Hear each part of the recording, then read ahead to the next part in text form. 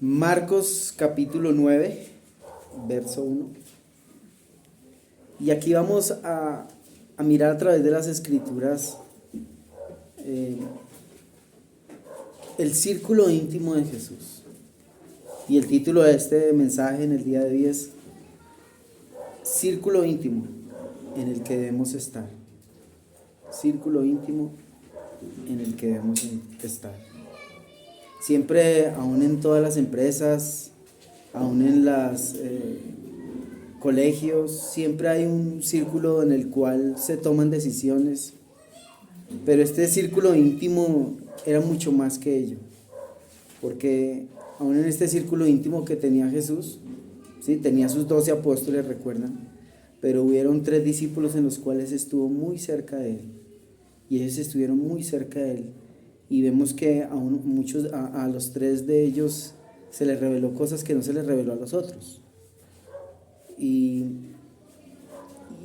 en esta mañana quiero que estemos mirando a plenitud. Si el Señor me guía, me da fortaleza en esta mañana para poder exponer lo que el Señor ha puesto en nuestro corazón, es tiempo con Dios, mi tiempo con el Señor, en el estudio de este pasaje. Vamos a ir a Marcos 9, versículo 1, Marcos 9, 1, Marcos 9, versículo 1. Segundito. Marcos 9, 1.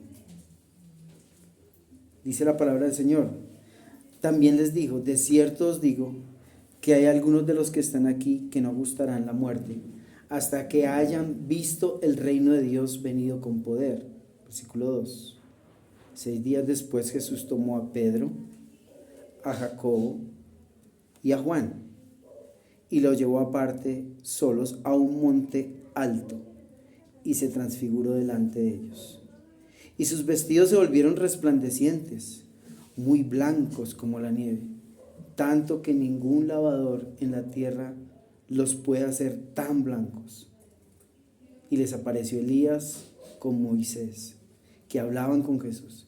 Entonces Pedro dijo a Jesús: Maestro, bueno es para nosotros que estemos aquí. Hagamos 3 enramadas, una para ti, otra para Moisés y otra para Elías. Porque no sabía lo que hablaba, pues estaban espantados. Entonces vino una nube que les hizo sombra. Y desde la nube una voz que decía: Este es mi Hijo amado, a él oíd. Y luego cuando miraron, no vieron más a nadie consigo, sino a Jesús solo. Y descendiendo ellos del monte, les mandó que a nadie dijesen lo que habían visto, sino cuando el Hijo del Hombre hubiese resucitado de los muertos. Y guardaron la palabra entre sí, discutiendo qué sería aquello de resucitar de los muertos. Y le preguntaron diciendo: ¿por qué dicen los escribas que es necesario que Elías venga primero? Respondiendo él le dijo: Elías a la verdad vendrá primero y restaurará todas las cosas, y como está escrito del Hijo del Hombre, que padezca mucho y sea tenido en nada. Pero os digo que Elías ya vino y le hicieron todo lo que quisieron, como está escrito de él. Oremos. Señor, en esta mañana te damos gracias por tu palabra. Te ruego, Señor, que guíes mi vida con tu Espíritu Santo y seas tú ministrando nuestros corazones con tu palabra. Señor, a nuestros hermanos que escuchan tu palabra puedan ser fortalecidos, animados, llenos de gozo, de paz, y que tu palabra haga en nuestra vida lo que tiene que hacer. Lo pedimos todo en el nombre de Jesucristo, tu Hijo. Amén. Cuando uno ve este texto, hermanos, es de bastante desafío, porque ¿cómo así? O sea, Jesús tenía preferencias, y en la iglesia hay preferencias. Hay primer lugar, cristianos de primera clase, cristianos de segunda clase, y la verdad es que no. Mirando a través de las escrituras, estos hombres no fueron los más fuertes, fueron los más débiles. Recuerde que el apóstol Pedro, ¿cuántas veces le negó antes de que cantara el gallo? 3 veces. De hecho, Jacobo y Juan se les llamó los hijos del trueno, porque no había mucha misericordia en ellos contra aquellos que no aceptaban la verdad. Pero Jesús vio el corazón de ellos. Y a través de las Escrituras vamos a mirar qué tuvo que ver la vida de Pedro, Jacobo y Juan. Este círculo íntimo del Señor, y en el cual Dios quiere también que nosotros estemos en ese círculo íntimo con el Señor. Se dice que Jacobo y Juan, lo veíamos en Marcos capítulo 5, versículo 37, si usted lo quiere ir a revisar, y recuerde que hubo una sanidad, pero Dios sacó al resto, pero se llevó consigo a Pedro, Jacobo y Juan, ¿sí? Y ellos presenciaron este milagro de la resurrección de la hija de Jairo. Otro de los acontecimientos de la vida de Jesús está en Marcos capítulo 14, lo veremos después, pero algo que uno puede notar es que cuando él estaba en su gran angustia, su gran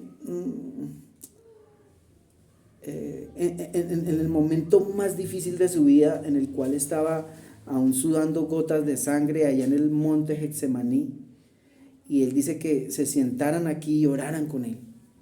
¿Y llamó a quién? A Pedro, a Jacobo y a Juan.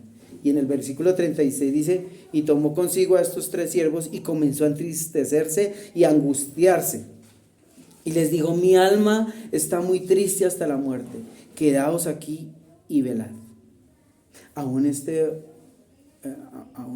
3 hombres tuvieron el privilegio de mirar la angustia de nuestro Salvador, y ellos les debería guiar a orar y a interceder por su propia vida. Uno de los acontecimientos más conocidos en la Biblia es la transfiguración. Y cuando uno ve este texto, que Jesús se transfiguró, y bueno, la palabra de Dios muestra que en el versículo 2, que estaba con ellos y se transfiguró. ¿De dónde viene esa palabra? La palabra original del en griego es metamorfo, donde viene la palabra metamorfosis. Y bueno, y hay muchas implicaciones en la palabra de Dios, donde Dios quiere que nuestra vida sea transformada por medio de la renovación de vuestro entendimiento, lo que dice Romanos capítulo 12, versículo 1 y 2. Pero también nos muestra que a través de las Escrituras nosotros seremos transformados en un abrir y cerrar de ojos, ¿sí? Donde este cuerpo incorruptible se vestirá de un cuerpo incorruptible. Qué tremendo, ¿no? Y lo miraremos más adelante. Pero esta transformación, es decir, Dios cambió, en este momento Cristo cambió su apariencia humana por una apariencia celestial. Y esto lo presenciaron ¿quiénes? Pedro, Jacobo y Juan. Y la verdad, luché mucho con este pasaje, porque ¿qué significaría eso para ellos y qué significaría eso para nosotros? Ahora, ¿cómo lo aplicaríamos a nuestra propia vida? De hecho, usted sabe que la idea del sermón es cómo usted puede aplicar la palabra de Dios a su vida. Y ese debe ser nuestro desafío. Dice la palabra en el versículo 3, y sus vestidos se volvieron resplandecientes, muy blancos como la nieve, tanto que ningún lavador de la tierra los pudo hacer tan blancos. ¿Usted se imagina este momento? Ellos ven a Jesús. Muchas veces, recuerde que en el versículo, capítulo 8, Pedro había reprendido al Señor Jesús, ¿sí? Y de alguna manera lo vio como algo muy humano. Pero aquí ven ellos con sus propios ojos la misma gloria de Dios. Y dice que sus vestidos se volvieron tan resplandecientes que ninguno que pudiera echarle cloros o blancos los puede dejar así. Y dice acá que en el momento que ellos ven este acontecimiento, se aparece Elías y Moisés. Bueno, cuando estaba yo pensando en estos versículos, la palabra de Dios dice que en ese momento que ellos vieron su gloria, me llevó a pensar en el Salmo 104:1. Dice: bendice alma mía Jehová. Dice: Jehová Dios mío, mucho te has engrandecido, te has vestido de gloria y de magnificencia. Dice: el que se cubre de luz como de vestidura, que extiende hasta los cielos como una cortina. Ellos pudieron ver, o sea, esa cortina que en este momento cada uno de nosotros tenemos, esa cortina se abrió. Esa cortina se abrió y los discípulos pudieron ver la misma gloria de Dios. Dice la palabra de Dios que nosotros ahorita hay una cortina, pero después le veremos cara a cara. ¿Usted se imagina? Hay un cantante o un adorador que me gusta mucho escuchar, que es Marcos Vidal. Y hay una canción que dice que nosotros le veremos ¿qué? Cara a cara. Y que no importa qué dirán, no importa si me has de dar, con tal que te vea ¿qué? Cara a cara. Y en este momento ellos pudieron ver cómo esa cortina se corría y pudieron ver la misma gloria de Dios. Y como les decía en Romanos capítulo 12, versículo 1, hablando de los deberes cristianos, también hay otra transformación que usted y yo debemos hacer. Esto no le compete a Dios. Hay una transformación que nos compete a nosotros con Dios y otra transformación que le compete a Dios con nosotros. ¿Cuál será esa transformación que nosotros tenemos la obligación de tener? Y es esa transformación en el versículo 2, Romanos capítulo 12, versículo 2, dice: no os conforméis a este siglo, sino transformaos. Otra vez está la palabra metamorfosis. ¿Y cómo usted se renueva? ¿Cómo usted se transforma? Por medio de la renovación de su pensar. ¿Cómo usted transforma sus pensamientos pecaminosos, caídos, por mirar la escritura y conformarse a ellos? ¿Y a esto quién le compete? A usted y a mí. Pero hay otra transformación que solamente el Señor hace. Y eso lo vemos a través de la palabra de Dios. Está en Apocalipsis capítulo 22, versículo 14. Bienaventurados los que lavan sus ropas para tener derecho al árbol de la vida y para entrar por las puertas en la ciudad. Y aquí viendo en este momento que se corre la cortina y ellos ven esas ropas resplandecientes, en el momento que nosotros entregamos nuestra vida a Cristo, ya Él quita nuestra vida de pecado, nos despoja de esas vestiduras para vestirnos con una ropa gloriosa, de santidad. Y recordemos que hay 3 clases de santidad de una forma, digámoslo así, teológica. Hay una santidad en la cual Dios nos ve como hijos santos porque nos ve en Cristo. Hay una santidad progresiva que nosotros vamos teniendo día tras día en el caminar diario con el Señor, despojándonos de nuestro pecado, renovando nuestra mente para que cada día nos podamos conformar a Cristo. Y ese deseo y ese propósito lo pone el Señor. Pero hay otro momento en nuestra vida que sucederá algo, y yo quiero que vaya allá, que está en 1 Corintios capítulo 15. Lo decía anteriormente, versículo 42. 1 Corintios 15, versículo 42.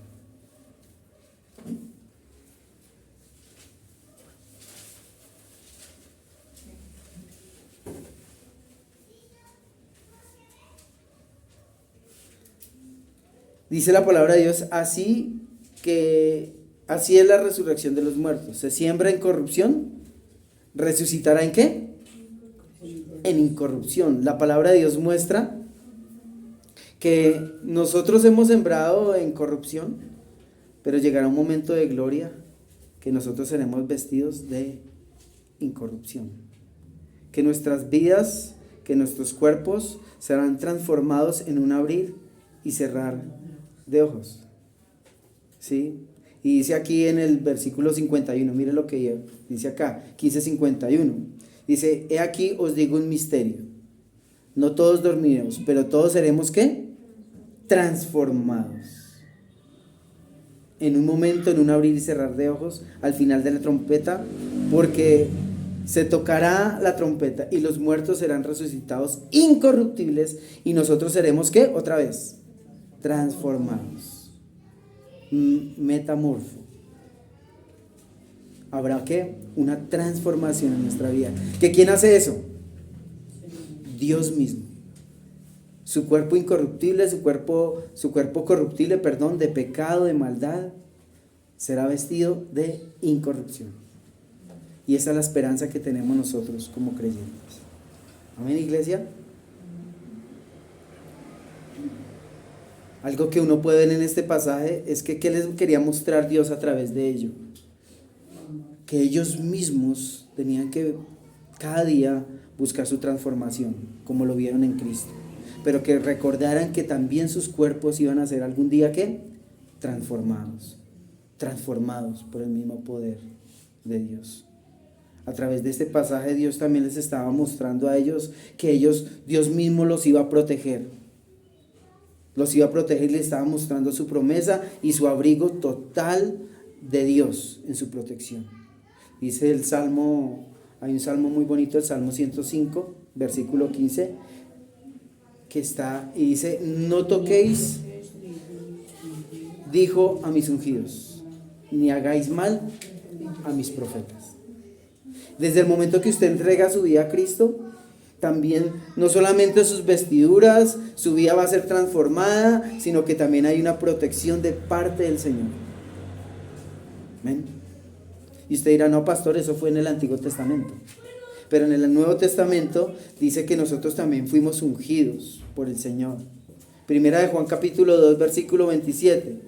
Pero la unción que vosotros recibiste permanece en vosotros. No es que usted mire a una persona, uy no, el ungido. Pues la verdad es que nosotros todos fuimos ungidos por el Señor. Todos fuimos ungidos por el Señor. Amén. ¿Y qué significa esto también de que Elías y Moisés estaban ahí? Y uno se pone a pensar, uy, ¿cómo así? Elías y Moisés estaban juntos ahí. ¿Y qué simboliza esto? Recuerde que, lo decían anteriormente, que los profetas eran ¿quiénes? Los voceros de Dios al hombre. Y aquí Elías estaba simbolizando los profetas de Dios, es decir, los voceros de Dios, el vocero de Dios estaba ahí presente. Pero también mostraba a Moisés, que qué significaba Moisés estar ahí. Estaba mostrando que él, en Moisés se estaba cumpliendo la ley. Y en Cristo se cumplía todo esto. Él cumplía la ley de los profetas y también cumplía el ser vocero de Dios a los hombres. Y en este momento que ellos estaban viendo ello, estaban viendo en Jesús como profeta, como sacerdote, como rey, pero por sobre todo como el cumplidor de la ley de Dios. Otro punto también que notar, que dice que una nube los cubrió y una voz que decía del cielo. En el Antiguo Testamento se le llamaba esto la Shekinah, que una nube los cubrió. Recuerden que la nube les guiaba en el desierto, en la noche una luz una nube de fuego en la noche, y en el día ¿qué? Una nube que les cubría del sol, les protegía. Y en este momento esa nube los abrazó a ellos y les dice, este es mi hijo amado, a él oíd. Ellos estaban, mire, o sea, es algo impresionante lo que están viendo estos tres discípulos. O sea, están viendo la misma gloria de Dios. Éxodo capítulo 13, versículo 21, y Jehová iba delante de ellos con una columna de nube para guiarlos en el camino, y de noche una columna de fuego para alumbrarles, a fin de que anduviesen de día y de noche. O sea, ellos no descansaban, parece que caminaban de día y de noche. Para ellos siempre existía ¿qué? La luz, dirección en sus vidas.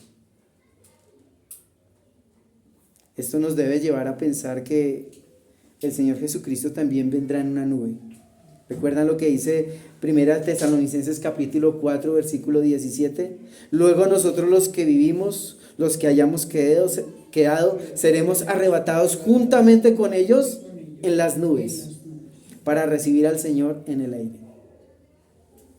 La palabra de Dios muestra que vendrá una nube y ¿qué? Y nosotros que somos del Señor seremos ¿qué? Arrebatados. ¿Espera usted eso? ¿Está usted preparado para ello? Porque esto nos debe llenar a nosotros de gozo, pero también de mucha prudencia como vivimos nuestra vida. Y aquí estos 3 discípulos estaban presenciando todo esto. Apocalipsis capítulo 1 versículo 7. He aquí viene con las nubes, y todo ojo le verá, y los que traspasaron, y todos los linajes de la tierra harán lamentación por él. Sí, amén. La palabra de Dios muestra que Él, a través de esta transformación, a través de esta nube, les mostró a ellos también su segunda venida. Y les mostraba esa seguridad que Él también vendrá en las nubes. 4, mostrar la divinidad. ¿Y qué significa la palabra divinidad? Bueno, mucha gente dice que habla que la palabra Trinidad, pero la palabra Trinidad no está en la Biblia. Y les estaba mostrando la plenitud de esa divinidad. Y aunque bueno, utilizamos esta palabra Trinidad para entender que Dios está en ¿qué? En 3 personas. Pero ¿usted cómo la defiende? ¿Usted cómo defiende la Trinidad en el Antiguo Testamento? No, porque pues el pastor dijo que son 3. Pero ¿qué dice la palabra de Dios? Y tenemos que mirar las escrituras. ¿Cómo usted defendería la Trinidad en el Antiguo Testamento? ¿Qué versículo? Génesis capítulo 1 versículo 26, si usted quiere anotarlo. Porque puede ser que a alguien se le presente y no, es que solamente hay un Dios y solamente hay uno y uno. Sí, la palabra de Dios se muestra que Él es uno. Pero se manifiesta ¿en qué? En 3 personas diferentes. Y mire lo que dice Génesis 1:26. Entonces dijo Dios, hagamos. No está diciendo voy a hacer, está diciendo hagamos al hombre a nuestra imagen y semejanza. En el Antiguo Testamento también lo encontramos en Isaías capítulo 61:2. De hecho, el Señor Jesucristo utilizó este versículo para mostrar la Trinidad, o mejor, la divinidad del Antiguo Testamento. De hecho, Él abrió el libro de Isaías cuando estaba ya con su pueblo en una sinagoga. Y dice la palabra de Dios en Isaías 61:1, que fue el texto que él habló, pero lo vemos en Lucas capítulo 4:17. Dice, y se le dio el libro del profeta Isaías, y habiendo abierto el libro, halló en el lugar donde estaba escrito, el Espíritu del Señor está sobre mí. 1. El Espíritu del Señor está sobre mí, por cuanto me ha ungido para dar buenas nuevas a los pobres, me ha enviado a sanar los quebrantados de corazón, a pregonar libertad a los cautivos y dar vista a los ciegos, y poner libertad a los oprimidos, y a predicar el día agradable del Señor. Ahí vemos las 3 personas de la Trinidad, o la divinidad mejor. ¿Quién era? El Espíritu, el Señor y el Señor Jesucristo que estaba abriendo el texto. Qué bonito, ¿cierto? Y a través de esto, él mismo dice en el versículo 21, dice, y comenzó a decirles, hoy se ha cumplido esta escritura delante de vosotros. Qué bonito. Esa escritura se estaba cumpliendo en ellos, mostrando el Padre, mostrando el Hijo y mostrando el Espíritu Santo. Otro texto, si usted lo quiere tener como referencia en su vida, y es cuando Jesús fue bautizado. Cuando Jesús fue bautizado, dice en el versículo 11, Marcos 1:11, dice en el versículo 10, y luego cuando subía del agua, vio abrirse el cielo y al Espíritu como paloma, descender del cielo, ¿sí? Y que vino sobre él. Y en el versículo 11 dice, y vino una voz de los cielos que decía, tú eres mi Hijo amado, en ti tengo complacencia. Entonces, Dios hablando, el Espíritu Santo descendiendo y su Hijo, ¿qué? Siendo bautizado. Ténganlo siempre en mente, para que usted pueda defender la doctrina de la divinidad, de esas tres personas de la deidad. Otro texto que usted quiera mirar, porque recordemos que en la transfiguración el que habló fue el Padre, el que estaba era el Hijo ahí en su momento. Dice 2 Corintios 13:14, si usted quiere subrayarlo también en su Biblia. Dice, la gracia del Señor Jesucristo y el amor de Dios y la comunión del Espíritu sea con todos vosotros. Amén. Esto no es un invento de la Iglesia Católica como mucha gente dice. No, es algo que está en las Escrituras. Es algo que está ahí y por eso la predicamos. Dice la gracia del Señor Jesucristo, 1, el amor de Dios, 2, la comunión del Espíritu Santo, 3, sea con todos vosotros. Usted no cree en la Trinidad porque el pastor predica o habla de ello. Es porque está ¿qué? En la Escritura. Recuerde que Dios nos ama, el Hijo nos salva y el Espíritu Santo nos da poder. Eso lo vemos en la Escritura. Porque de tal manera que amó Dios al mundo, que envió ¿a quién? A su Hijo unigénito, para que todo aquel que en él cree no se pierda, mas tenga vida eterna. ¿Y qué dice acerca del Espíritu Santo? Juan 1:8, y recibiréis poder cuando haya venido sobre vosotros, ¿quién? El Espíritu Santo. Y es algo que usted y yo lo debemos tener muy claritico en nuestra vida. Pero la pregunta en esta mañana es, ¿cómo entrar en este círculo íntimo de Jesús? ¿Cómo tener un corazón de siervo para pertenecer a este círculo? ¿A usted le gustaría estar en este círculo íntimo de Jesús? Sinceramente.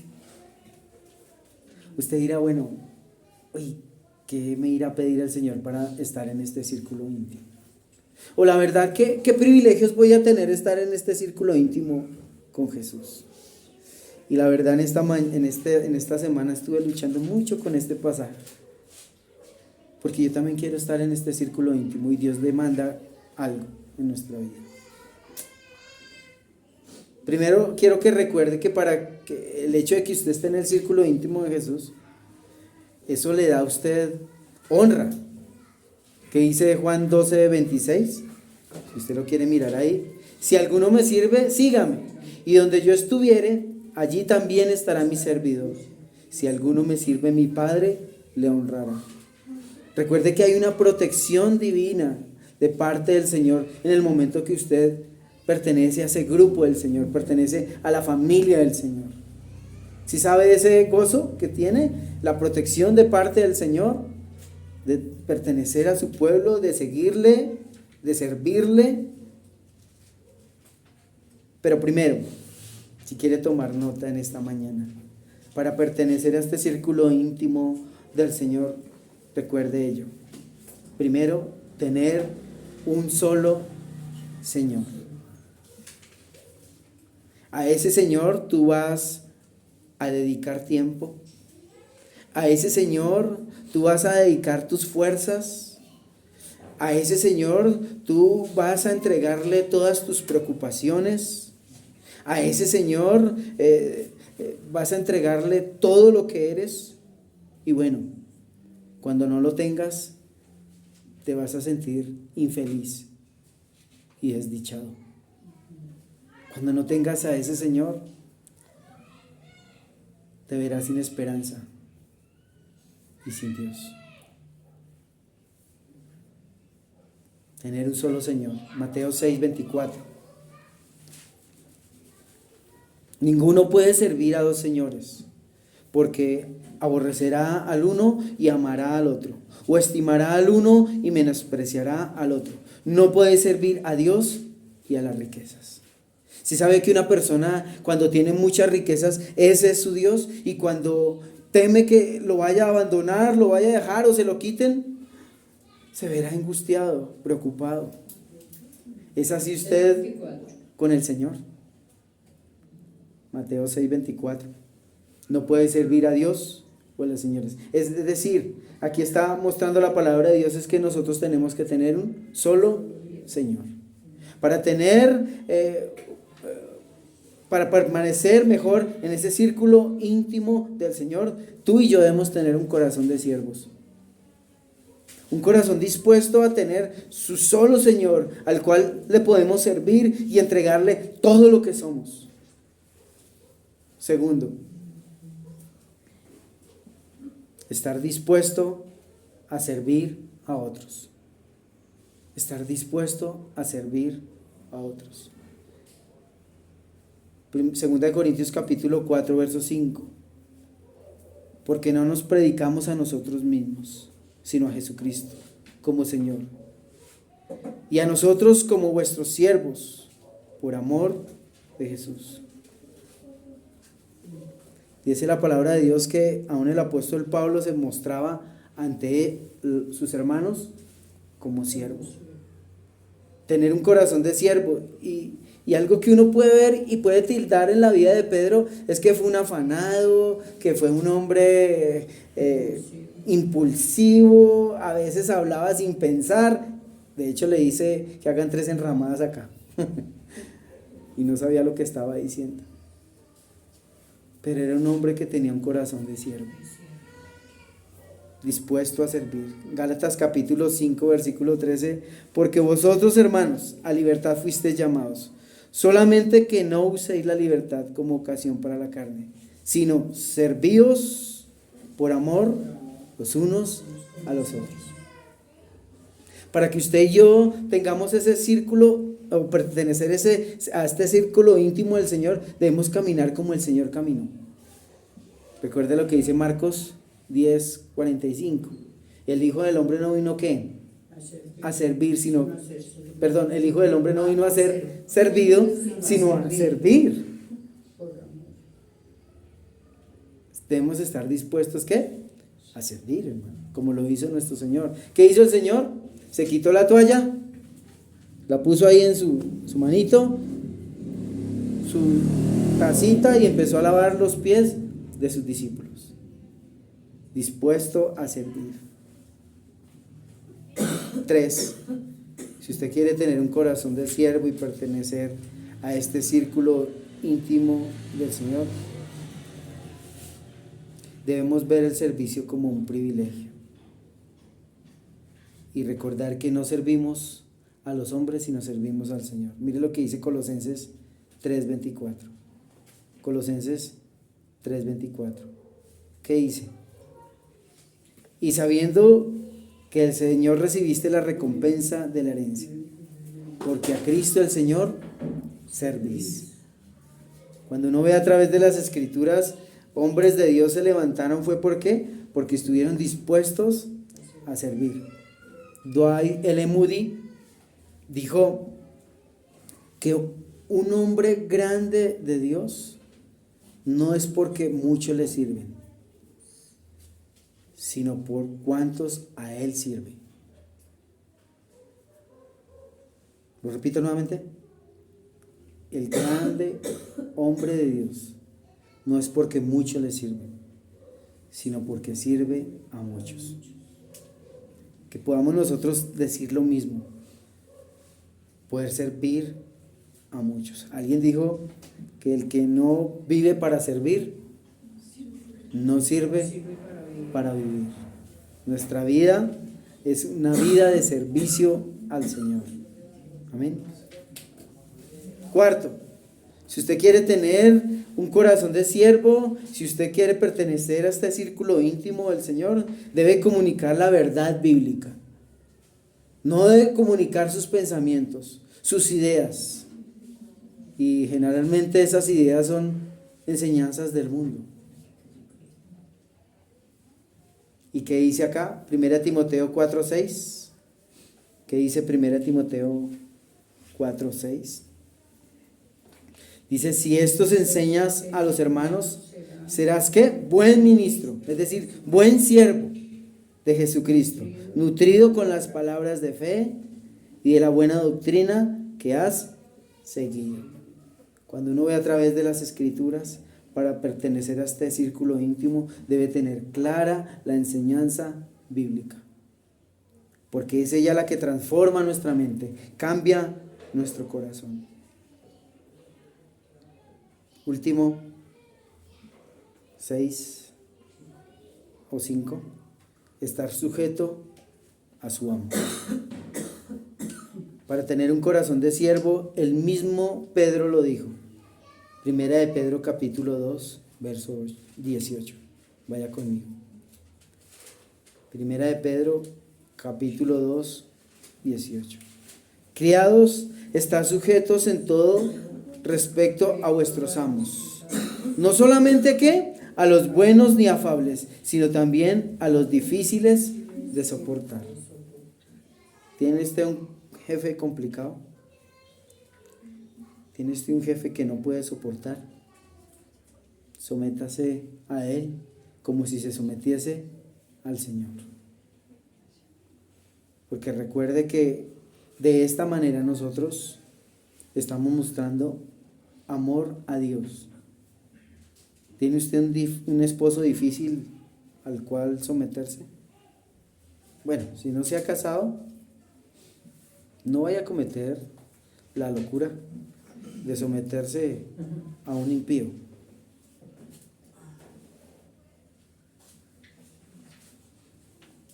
Sea sabio, sea sabia. ¿A quién se está sometiendo? Cuando uno ve a través de la vida de este apóstol Pedro, que aunque tuvo muchas caídas, también el Señor lo levantó. La palabra de Dios muestra que aun Jacobo tuvo muchas caídas, pero el Señor lo levantó. Que cada uno de nosotros pueda recordar a través de la Escritura que aunque tengamos tropiezos, como lo tuvo el apóstol Pedro, ¿recuerda? Un pequeño resumen de la vida del apóstol Pedro. Tenía una suegra, fue llamado por el Señor, fue un pescador, ¿sí? Un hombre sencillo, enviado con los 12. Él caminó sobre el mar, confesó que Jesús era el Cristo. También Pedro, el Señor le dijo que iba a rogar por él. Le cortó la oreja a un hombre llamado Malco. Niega a Jesús 3 veces. Se dirige a sus discípulos como líder. Predica en el día de Pentecostés y gana una gran multitud. Sana a un cojo por el poder de Dios. Su discurso en el pórtico de Salomón ganó otra multitud, pero que le llevó a la cárcel. Habla en el concilio, es perseguido con Juan, y así podemos ver la vida del apóstol Pedro. Aún reprende a un mago, visita a Cornelio en Hechos capítulo 10. Informa a la iglesia de Jerusalén cómo deben caminar con el Señor. Es encarcelado y libertado en el capítulo 12.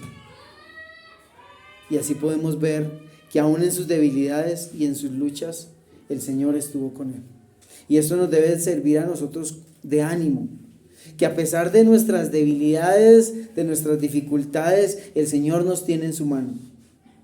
Y así como no fue lo más grande, sí fue un hombre sometido, rendido a su voluntad.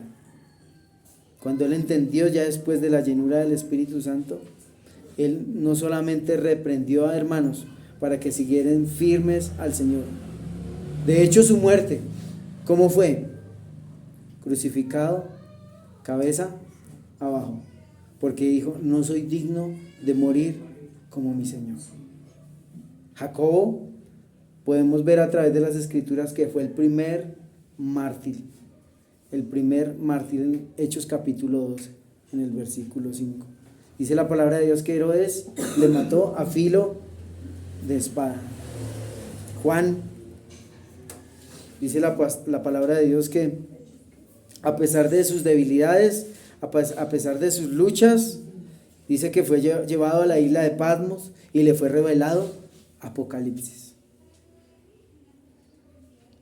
De hecho, aún el apóstol Pedro se dice que él fue el vocero o el que dictó a Juan Marcos el libro de Marcos, además de sus 2 cartas del apóstol Pedro, que aunque débiles, frágiles, en las manos del Señor, Dios hizo cosas grandes de ellos, por 2 cosas, termino con esto: dispuesto a transformar su mente con la palabra de Dios, pero también que dispuesto a esperar la transformación de Dios consignada en su palabra.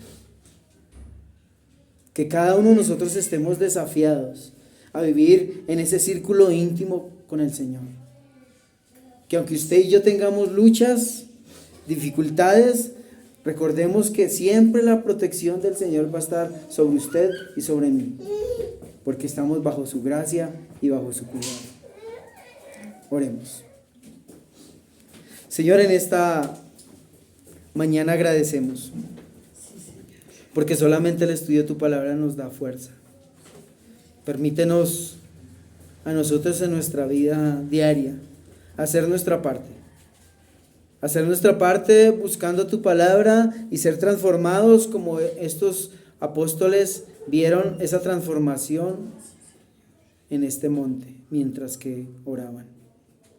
Permítenos recordar que tú cumpliste la ley y los profetas, siendo el cumplidor de la ley y siendo el mensajero tuyo a nosotros. Permítenos recordar que aunque pese a nuestras debilidades y a nuestras luchas, tú nos das promesas en las cuales podemos cumplirlas bajo tu gracia y bajo el poder de tu Espíritu Santo. Gracias porque hoy aprendimos que solamente tu Escritura muestra que tú cumpliste la ley, para que a través de ello podamos entrar a esa ciudadanía celestial. Gracias en esta mañana, porque estamos protegidos en ti. Dice la gloria en el nombre de Jesucristo tu Hijo. Amén.